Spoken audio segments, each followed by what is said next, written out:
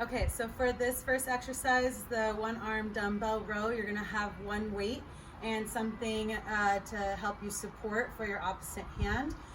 You're gonna face the support and then you're gonna have your feet shoulder width apart with your knees slightly flexed.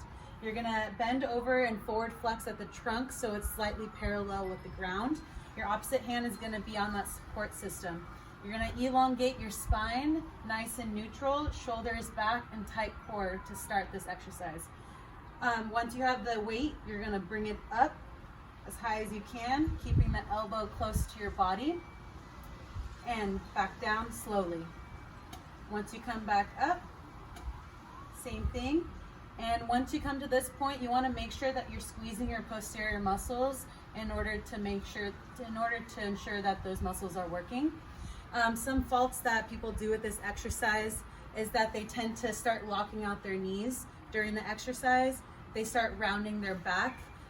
They start doing a body jerk in order to lift the weight up higher. And some things that you can do to change this is just make sure that you're keeping your core activated the whole time so you don't arch your back, and making sure that you're squeezing your shoulder blades back together so that way you're working the correct muscles. And just maintaining that slight bend in the knee. Also, you can lower the weight in order to prevent that body jerking. Just dropping the weight can help that. The muscles that this exercise is targeting is going to be the latissimus dorsi, the middle traps, the rhomboids, teres major, and posterior deltoid. Okay, so for this second exercise is going to be the hammer curl. You're going to have two weights in a neutral grip on the outside part of your thighs. You want to make sure that your feet are going to be shoulder width apart, knees are going to be slightly flexed, and a torso upright. You're going to go ahead and alternate arms coming up.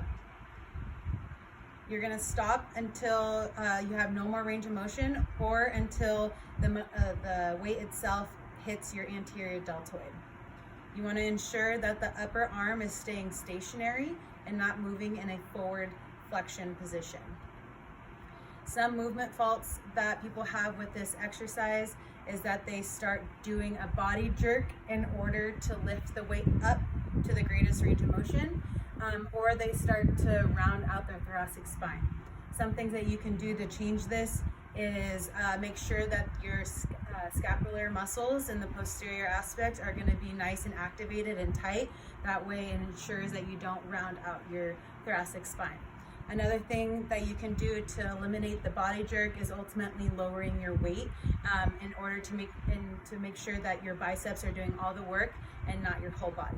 The muscles that are being trained in this exercise is the biceps brachii, brachioradialis, and brachialis. For our third exercise is going to be a shoulder lateral raise. You're going to have two weights with the closed neutral grip. You're going to start with your feet shoulder width apart, knees slightly bent, torso upright, and shoulders retracted. Your hands are going to start in front of your thighs with your palms facing forward. You're then going to abduct your arms up so they're parallel to your shoulders. Then you're going to come back down.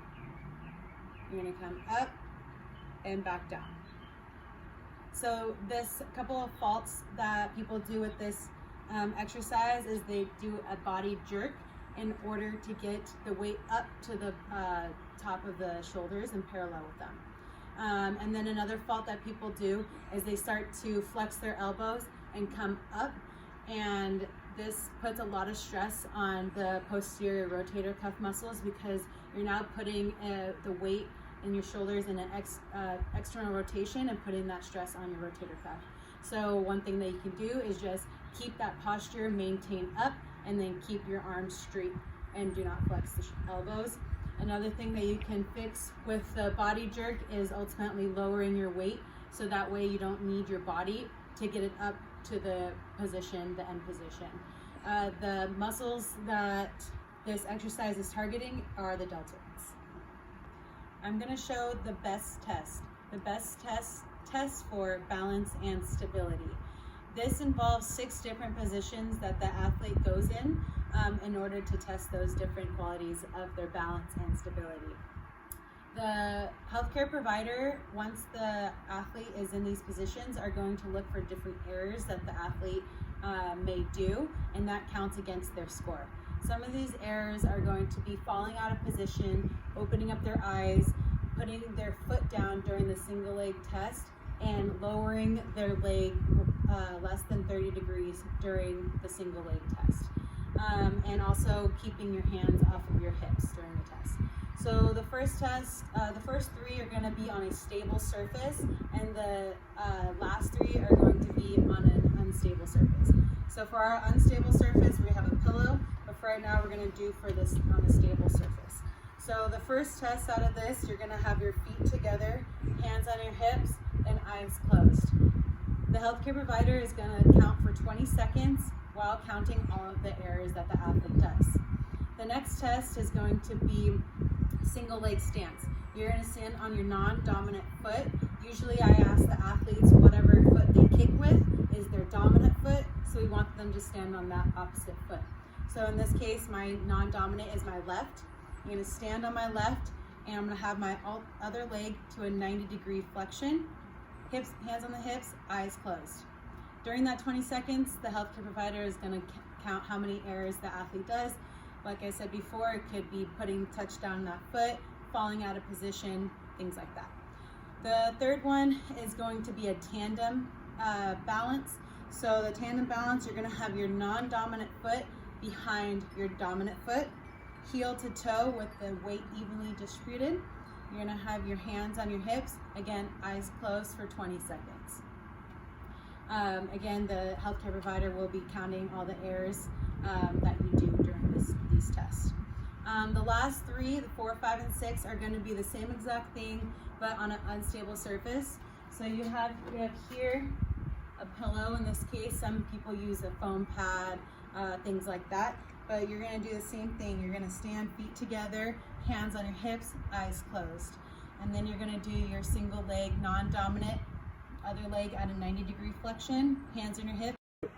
And then for the final test, you're going to do a tandem balance on the pillow with your non-dominant foot in the back, heel to toe with your dominant foot in the front, hands on your hips, eyes closed. And the healthcare provider will count the errors that goes towards your balance and stability overall score.